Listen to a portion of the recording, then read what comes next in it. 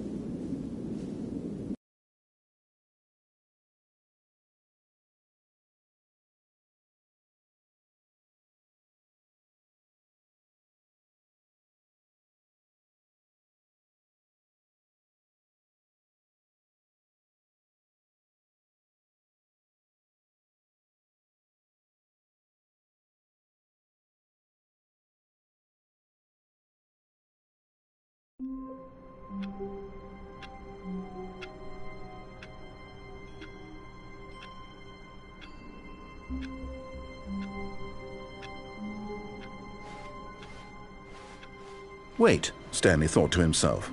Am I sure that the orders stopped coming in? How is that possible? They never stopped. Surely I was mistaken.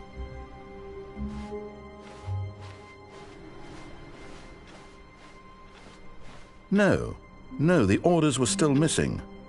For now.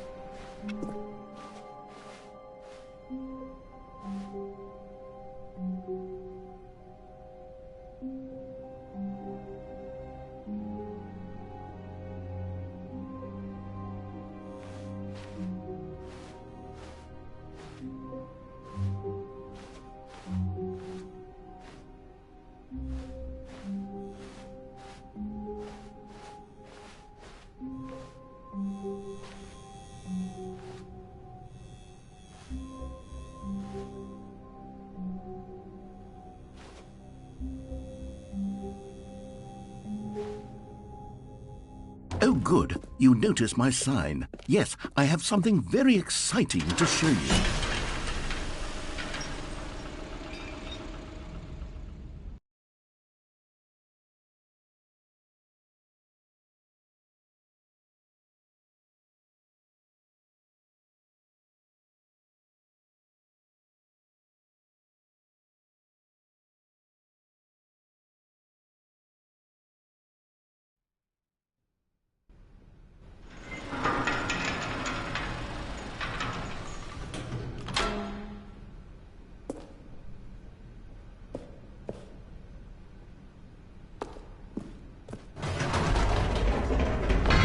You see, Stanley, I've been reflecting on the Stanley Parable and about how roundly disappointing this ultra-deluxe version has turned out to be. The original Stanley Parable was a landmark, and any new content for it should live up to that legacy. So forget this ultra-deluxe nonsense. I say we take it one step even further. Which is why I'm very proud to announce for the first time ever, the Stanley Parable 2.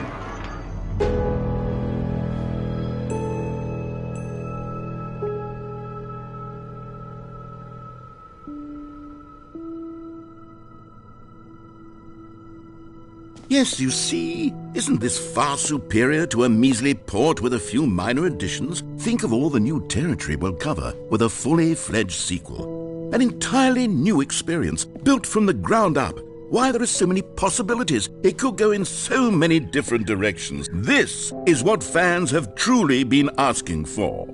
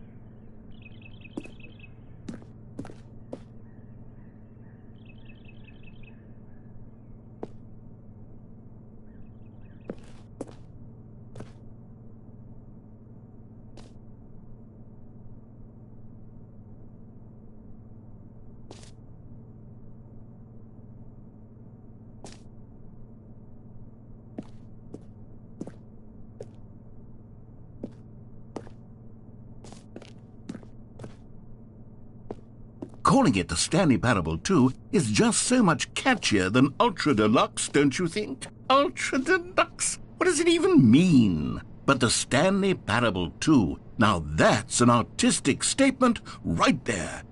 It's future-oriented. It screams progress and innovation and long-term franchising potential.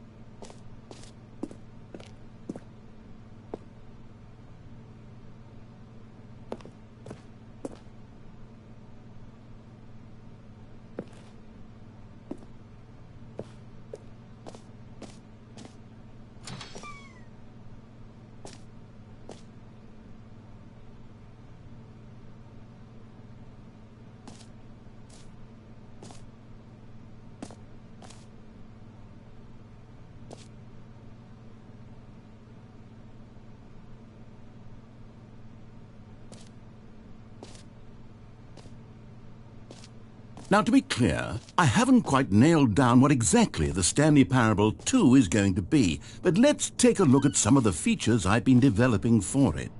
I figure that if I can loosely organize a handful of interesting concepts, that surely the game will sort of naturally spring up around them. It'll all work itself out. Game development is much more of a fuzzy magic than anything scientific or logical, really.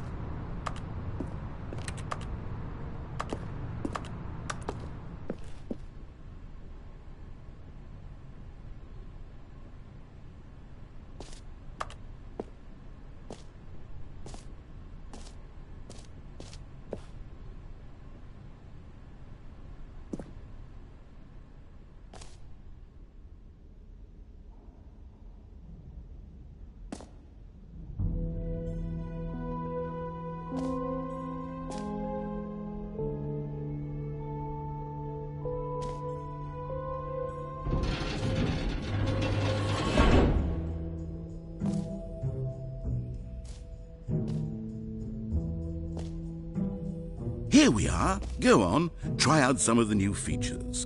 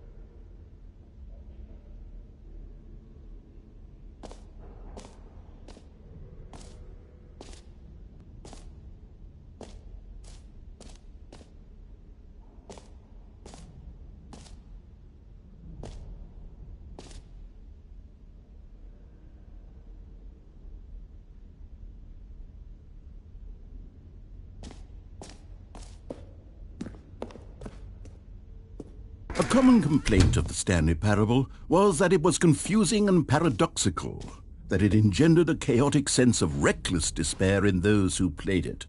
Well, I am happy to say that after much consideration, I've engineered a clever solution to this fundamental problem with the game.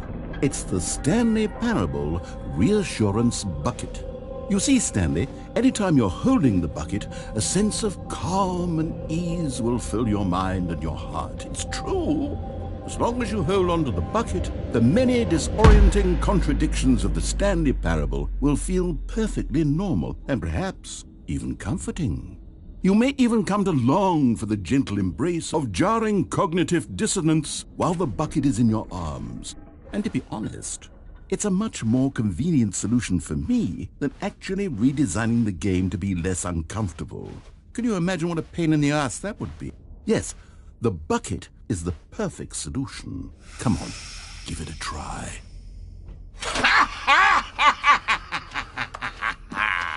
Can you feel it? The glow of comfort, even in the face of crushing despair, must already be sweeping through your body. And in fact, can I say that I do believe the bucket lends you an air of charisma as well? I think that just holding it has made you the slightest bit more attractive as a person. The benefits of the bucket seem to go on, don't they? All this and more await you in the Stanley Parable 2.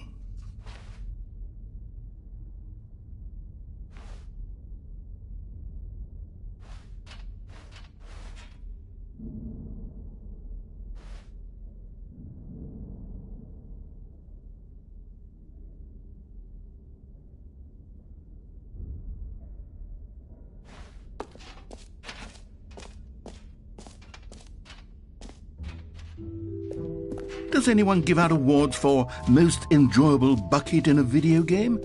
That really should be an award if it isn't already.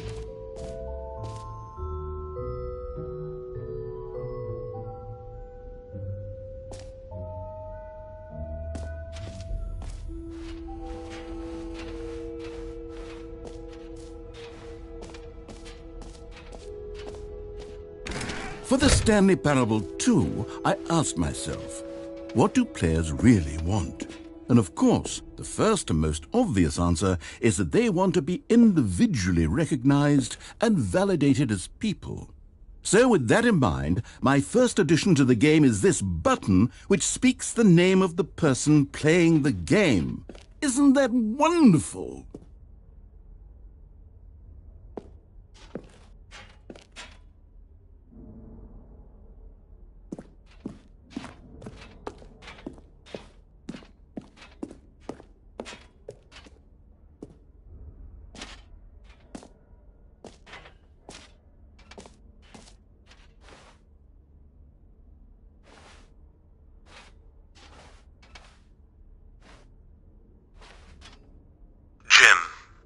Sorry, I should have clarified. Right now, the button only says the name Jim. But of course, in the final game, this button will say your name, whatever name that is.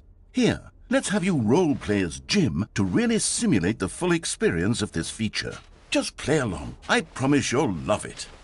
Okay, here we go. Let's take a deep breath, clear your mind, forget whoever you are, and simply become a person named Jim.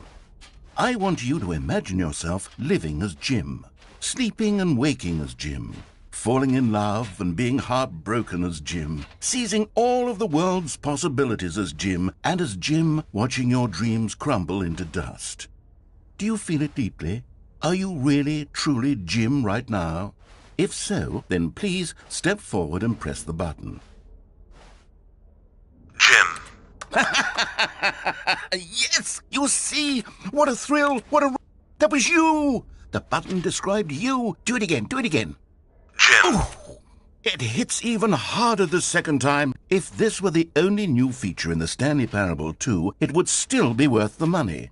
Let's take a break from the Jim button. I'm too emotionally drained from all of this personal validation. Jim. Whoa there, Jim. cowboy. Jim. Sometimes a person Jim. can be too Jim. much Jim. Jim. I'm putting the Jim button Jim. away. Otherwise, soon Jim. you'll start to lose Jim. all sense Jim. of who you Jim. actually Jim. are. Jim.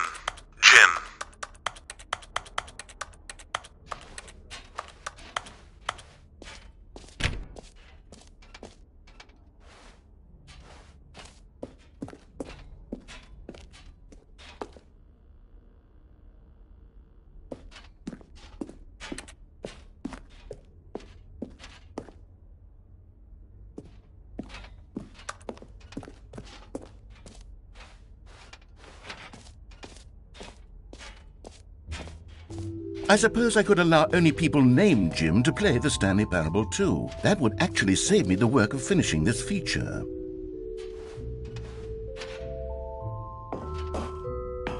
An epilogue would be fun, wouldn't it, Stanley? Yes, it would go at the end of the, well, we'll figure that out later.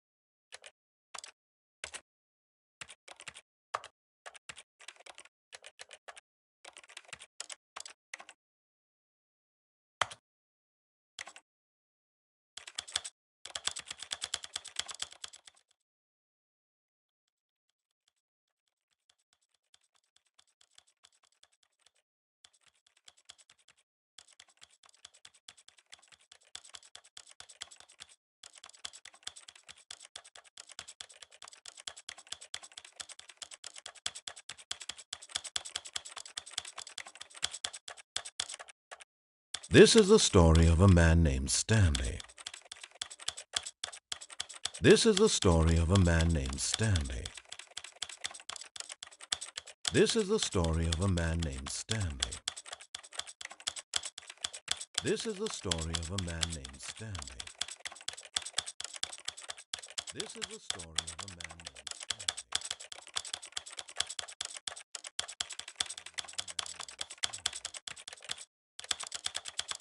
This is the story of a man named Stanley. This is the story of a man named Stanley. This is the story of a man named Stanley.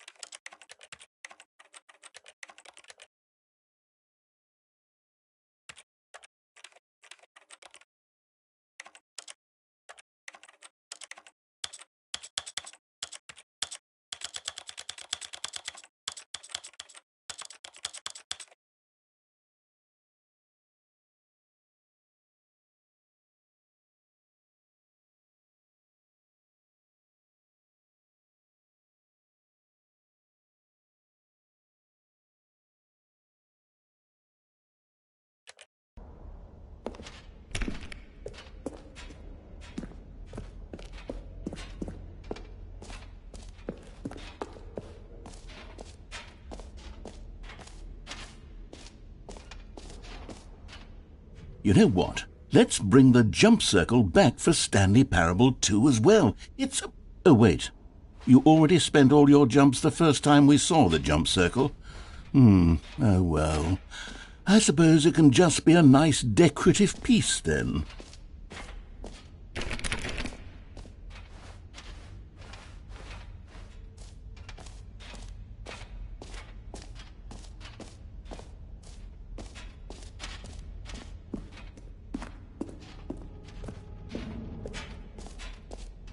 Ah, collectibles.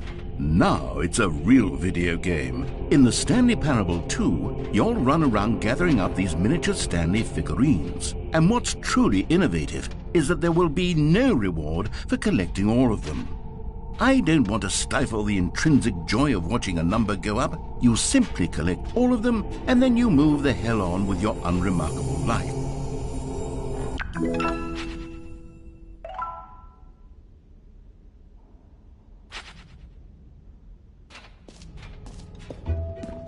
God, it really is the worst when you collect everything in a video game and then they give you a big fancy reward for it. Absolutely tragic.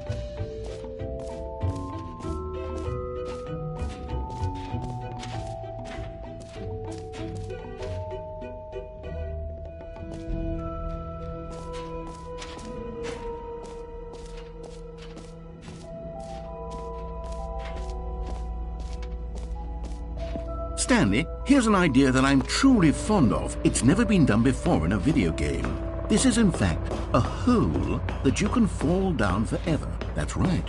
Infinite falling. You can fall until the end of time, if you like. A stunning leap forward for video games as a medium. You see, isn't it wonderful? One of my more ingenious concoctions, if I do say so. Now then, since you've gotten to see the infinite hole, you can press the teleport button to pop back up to the top, and we can continue onward.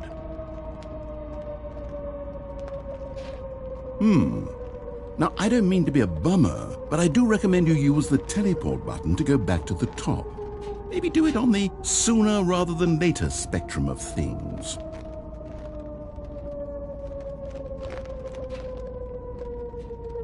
Okay, Stanley, I don't know quite how to say this tactfully, but it's possible that I slightly exaggerated the infinite nature of the hole. Is it a very, very deep hole? To be certain it is. It's an extremely deep hole. I don't want anyone to say that it isn't an astonishingly deep hole. It is. Is it infinite? Well, that sort of depends on your definition of infinity. From one perspective, the infinite is merely philosophical in nature. It's more of a... Okay, well, good for you. You found the bottom of the hole. You found me out, Stanley. I'm a liar and a cheat, and you're so clever. Look, I think the issue here is just that you're unusually fascinated by falling. What normal person actually wants to fall infinitely? I figured the hole was as deep as anyone would actually... Don't you put this on me! Maybe you're the problem! Look, things got a little heated there. I think we both said some things we didn't mean. Why don't we just put all this behind us and agree to just call the hole mostly infinite? If that works for you, then go ahead and press the teleport button to warp up to the top of the hole and we can move on. I'll just be up here when you're ready. Great! Now, I'm very excited to show you even more of my ideas for the sequel.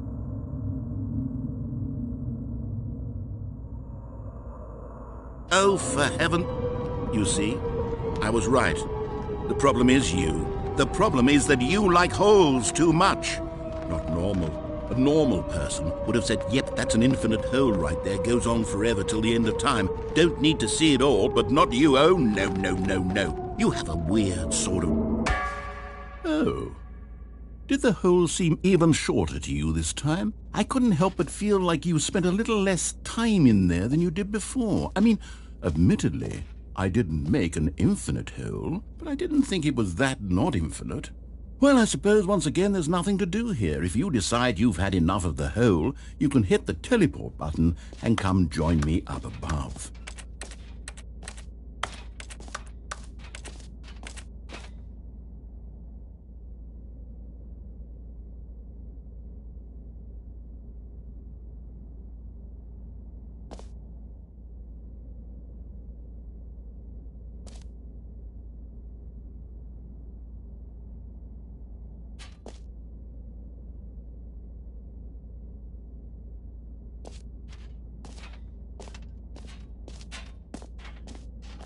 Had enough?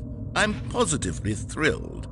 I really do have so much more to show you and to talk about. And I've had it. Gosh, how could I have guessed? You're back in the hole. If this starts to become a thing where... Wow. Okay. Yes. I'm starting to become extremely certain that the hole is not only not infinite, but that it's growing steadily less and less infinite. I suspect that I'm starting to hit the point where it's no longer feasible to call the hole infinitely deep, even by the lax overall standards for accountability in marketing. What's going on here? Stanley, I have no explanation for the uncertain nature of the hole's length. Here, let's try something. Let's pop back up to the top, and we'll see if it gets any shorter. Well, there it is. The shame of my lie has come to haunt me. Not only is the hole not infinite, but it's barely even a hole at this point. It's more of a concavity, or even a very aggressive divot. How is this still appealing to you? I know you're obsessed with holes, but at this depth, I just can't see this scratching the itch. Oh, who am I to judge? You just do whatever it is you're here to do and hit the teleport button when you're ready to move on.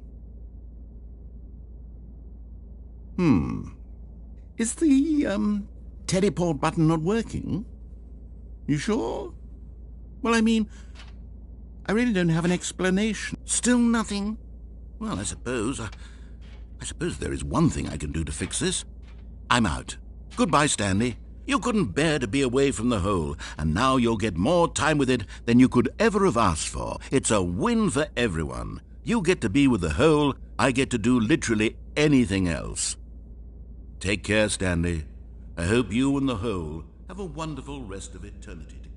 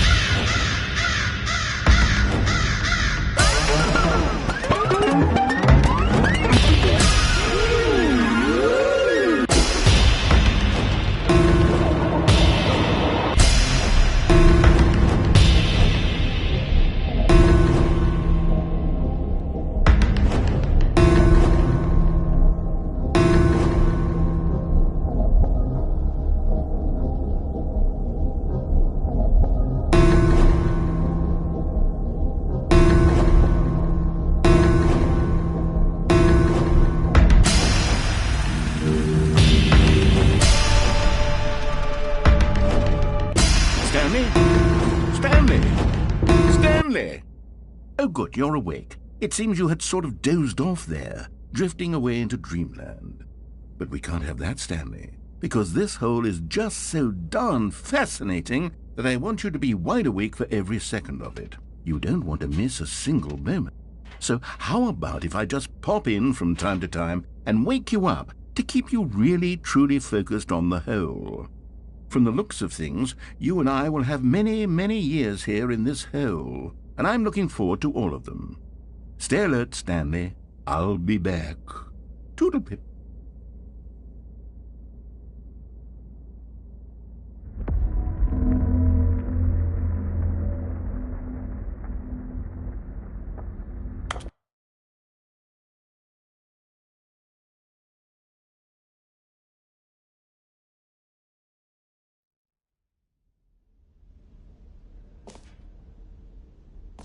Here we are. Go on, try out some of the new features.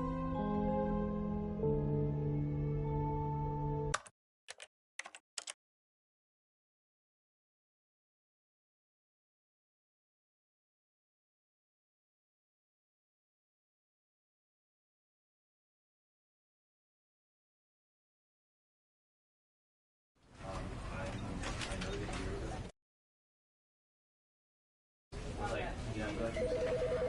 you know, because I wanted to put him down here, but